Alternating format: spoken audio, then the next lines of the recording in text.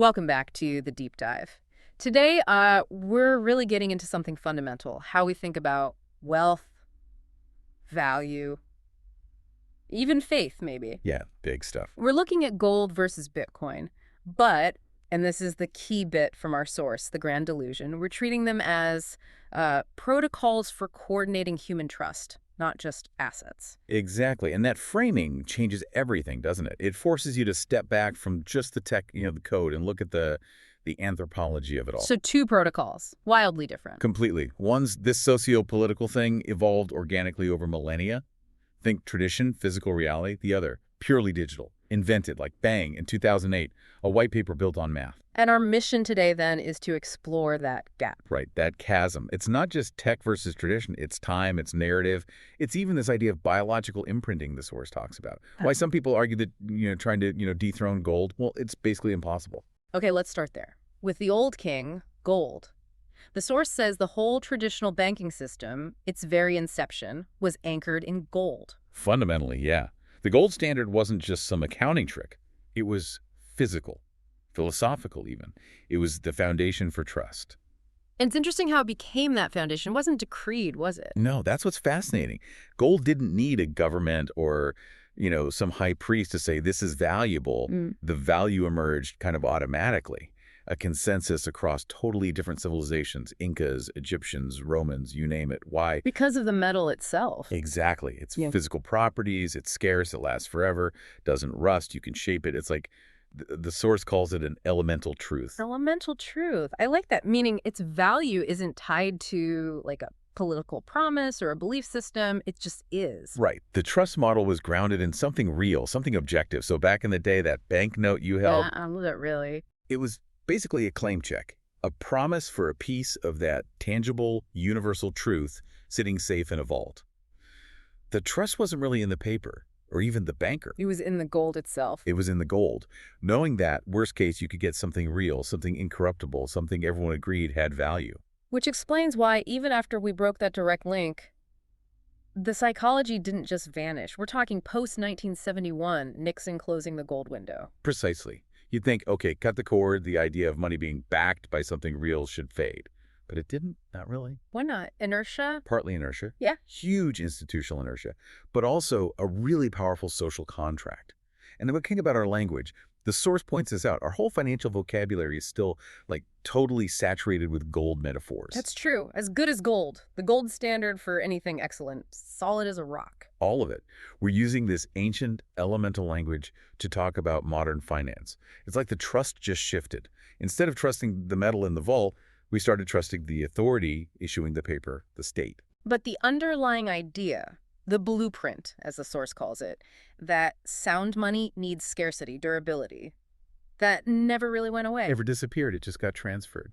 Which is why, when faith in that authority starts to wobble, like it did big time in 2008. People start looking for something solid again, something that feels like that old physical security. Exactly. Which brings us neatly to the challenger, Bitcoin. Born directly out of that 2008 crisis, that failure of trust. The white paper literally proposed a peer-to-peer electronic cash system. And the big innovation was creating digital scarcity, right? Through proof of work. A truly brilliant invention, no question. But here's where the source, Sir Margin, identifies what they see as a major strategic mistake early on. Okay, what was the mistake? Bitcoin, initially, it seemed to be fighting the last war. It went after the modern players, the banks, the intermediaries, the fractional reserve system, basically the visible symptoms of the 2008 meltdown. But hang on, wasn't that logical? I mean, the banks were the ones making risky bets and needing bailouts. Why is targeting them seen as an error? Weren't they the problem? They were the immediate trigger, yes, the point of failure. But the argument is focusing solely on them was a tactical error because it massively underestimated the real scale of what Bitcoin was implicitly challenging. How so? It saw the institution, the bank building, but it didn't fully appreciate the foundational protocol underneath it all, the ultimate anchor of value that even the fiat system was, psychologically at least, still leaning on. And that was gold. So the source is saying the real fight wasn't bank versus Bitcoin, it was potentially Bitcoin versus gold, that the ambition was way bigger than just fixing the banking system. Yes, that's the core idea. The source argues that the phrase dethrone gold isn't just hype. It's describing a genuine clash, a clash between millennia of human history and this brand new human invention. By focusing only on overthrowing fiat, Bitcoiners kind of missed that the fiat system itself was built on the ghost of the gold standard. You can't just replace the top floor without understanding the bedrock it's sitting on. Exactly. And that failure to appreciate the bedrock, that deep history. Well, that leads us to the core reasons why the source thinks a complete overthrow of gold is basically impossible. They lay out three huge moats. Okay, let's get into these moats. The first one sounds epic. Temporal sovereignty, they call it the cosmic moat. Yeah, this one really makes you zoom out. Think about gold's timeline. It's not human. It predates us. It predates consciousness. How? It was literally forged in collapsing stars, in supernovae. Most of the gold on Earth got here billions of years ago on asteroids. It's sovereign through time. It exists completely separate from our technology, our politics, anything. Wow, okay. So its value isn't dependent on anything human, really. It's a physical constant of the universe, more or less. Pretty much. Its value doesn't need electricity. It doesn't need the internet. It doesn't need software updates. If the global grid collapsed tomorrow and stayed down for a century, gold would still be gold. It would still be physically there, and it would likely still hold immense social meaning. Whereas Bitcoin. Bitcoin is amazing, a marvel of our information age, but it's utterly dependent on that age continuing.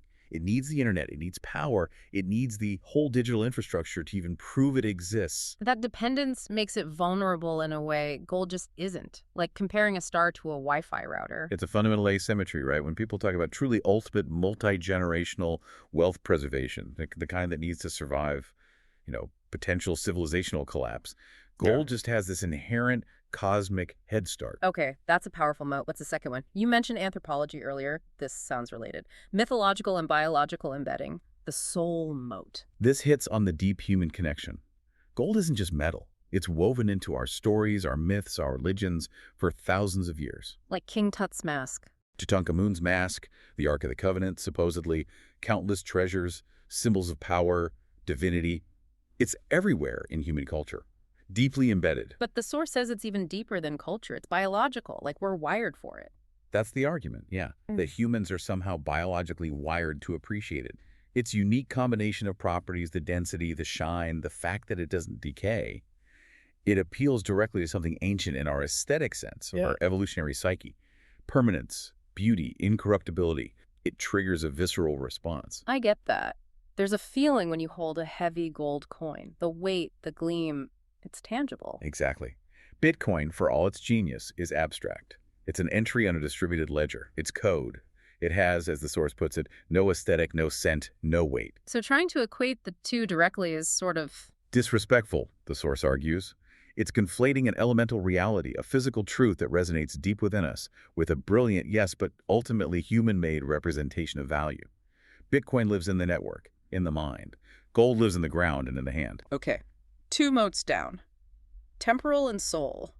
What's the third? The nature of scarcity. The physical moat.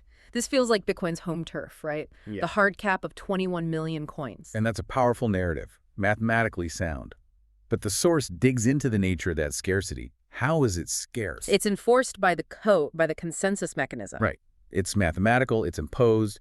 It's a brilliant, verifiable rule written by Satoshi Nakamoto. It's a feature of the system. Elegant, but still a system feature. And gold's scarcity Is cosmic, physical. It's a fundamental law of elemental abundance in the universe, at least on this planet.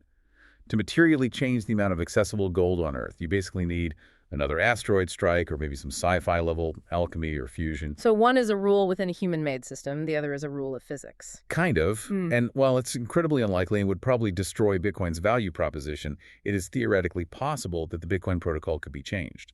A 51% attack, a hard fork, a consensus shift to alter the supply rule.